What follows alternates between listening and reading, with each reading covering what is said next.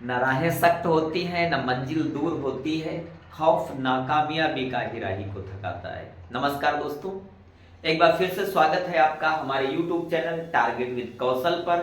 दोस्तों, आजकल हम हिंदी व्याकरण में पढ़ रहे हैं रस, और हमने कहा था कि रस में यूपी बोर्ड को टारगेट करते हुए 2024 की परीक्षा को ध्यान में रख करके हमने रस के कॉन्सेप्ट को पढ़ाना शुरू किया है। ये मेरी रस पे दूसरी वीडियो है जिसमें रस के भेद हमने लिख रखे हैं। मुख्यतः 11 भेद होते हैं: श्रृंगार रस, करुण रस, शांत रस, रौद्र रस, वीर रस, हास्य रस, भयानक रस, विभत्स रस और अद्भुत रस, वात्सल्य रस और भक्ति इत्यादि 11 रस होते हैं, मुख्यतः हैं। उसके बाद में जो यूपी बोर्ड के पाठ्यक्रम में है, जो हमारे सिलेबस में है, वो हास्य रस है। आज हम लोग पढ़ेंगे हास्य रस। तो मैं लिख लेता हूं हास्य रस की परिभाषा।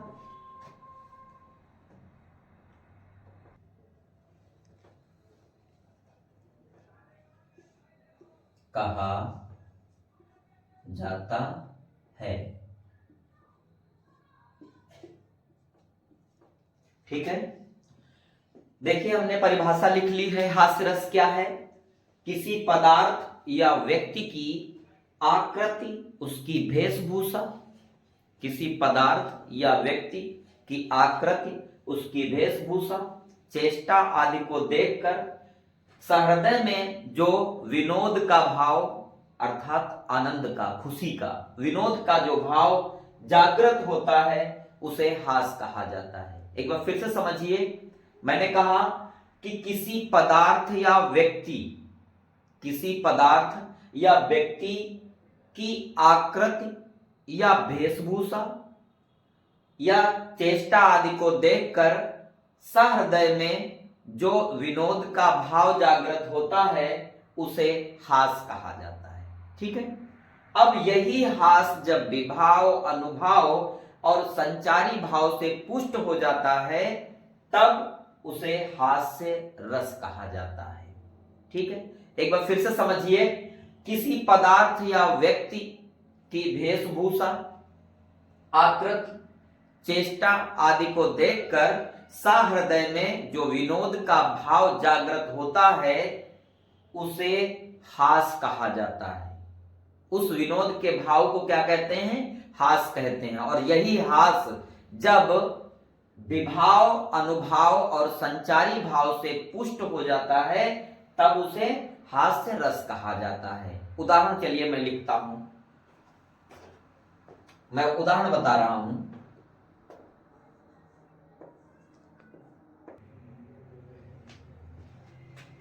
ये हमने यहां पे उदाहरण लिख लिया है आपको समझाने के लिए। गोपियां कृष्ण को बाला बना, ब्रस भावन के भवन चली मुस्काती। गोपियां कृष्ण को बाला बना, ब्रस भावन के भवन चली मुस्काती। वहां उनको निज सजन बता, रही उसके गुणों को बतलाती।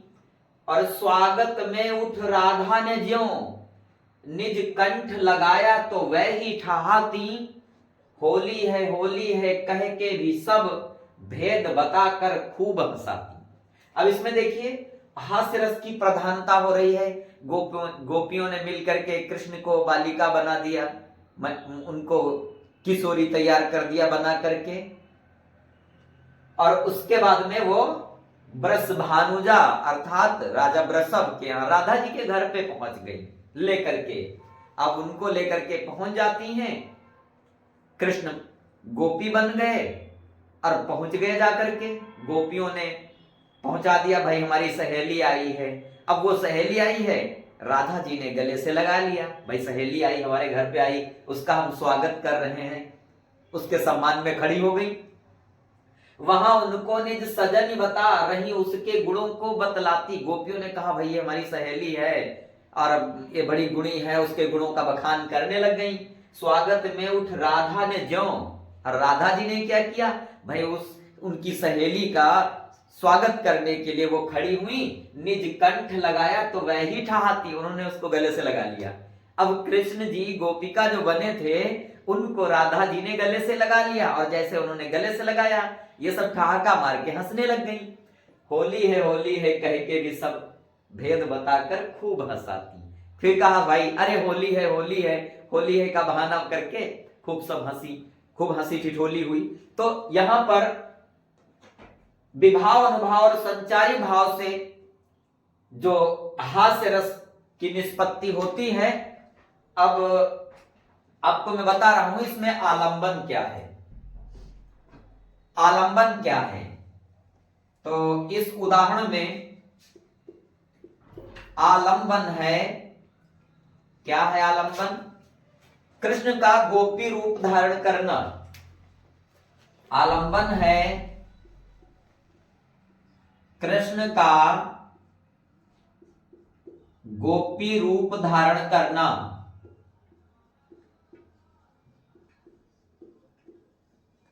गोपी रूप धारण करना, यह आलंबन हो जाएगा। कृष्ण का गोपी रूप धारण करना आलंबन है। वहीं पर आश्रय क्या है?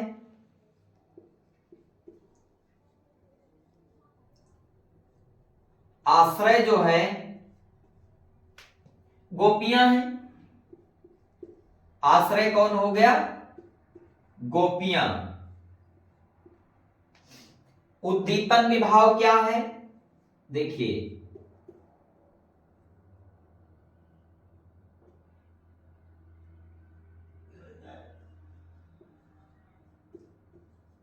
उद्दीपन विभाव,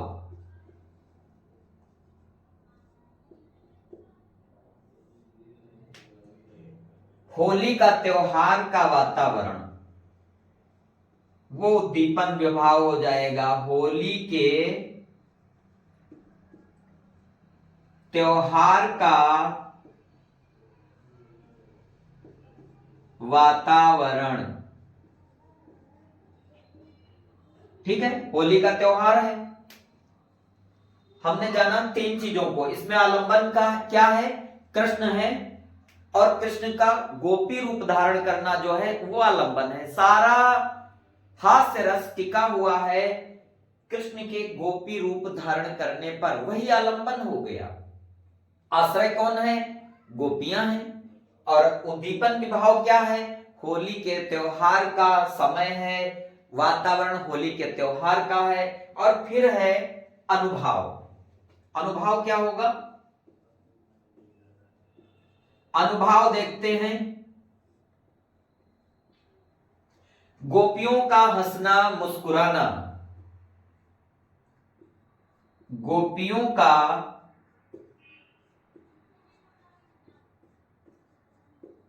हंसना मुस्कुराना, ठीक है। और कृष्ण की चेष्टा, कृष्ण की चेष्टा आदि, ठीक है।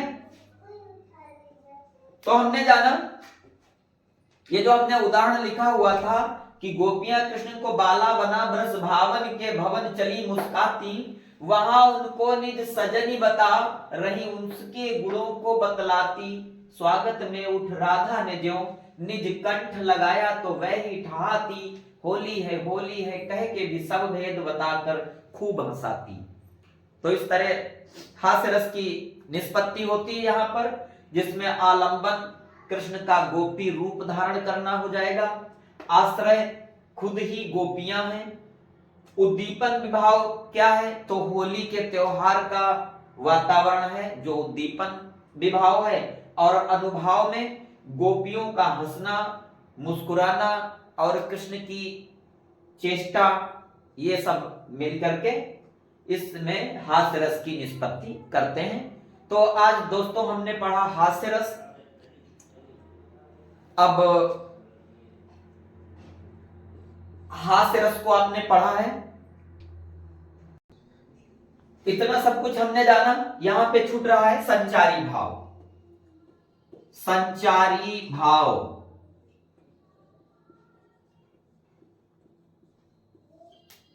लज्जा,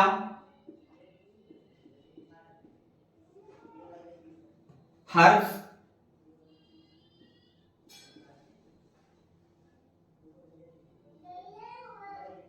चपलता आदि। उपरोक्त उदाहरण में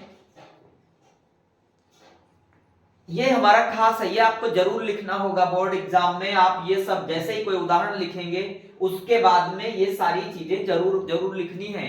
बहुत अच्छी तरीके से क्लियरली समझ लीजिए, ध्यान रखिए।